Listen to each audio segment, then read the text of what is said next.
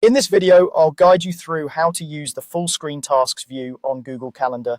If you already use Google Calendar to keep track of events and appointments, this feature can make it much easier to manage your to-do list right alongside your schedule. We'll start from the very beginning, and by the end, you'll know exactly how to open and use your tasks in a clean, full screen layout.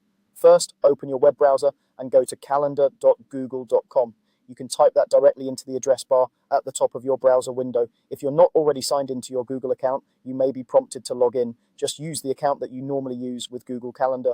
Once you're signed in, you should see your familiar calendar view with your events laid out by day, week, or month, depending on your current setting.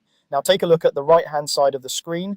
You'll see a narrow vertical panel with several small icons stacked one above the other. These usually include icons for things like Google Keep, tasks, and other add-ons. Focus on the icon that looks like a blue circle with a small check mark inside it. That's the tasks icon. Go ahead and click on the tasks icon. When you click it, a side panel will slide out from the right side of the screen. This panel shows your task lists, including any existing tasks you've already created, along with their titles, dates, and any subtasks. If you don't see any tasks yet, don't worry. This just means you haven't added any and you can start fresh. With the tasks panel open, look towards the top right area of that panel. You should see an option or link that says something like open in new window or open tasks in full screen. This is the control that lets you expand your tasks beyond the narrow side panel. Click on that option. When you click to open tasks in full screen, your tasks view will pop out into a much larger window or tab, depending on your browser settings. Instead of being limited to the small side panel, you now have a wide, spacious layout dedicated just to your to-dos.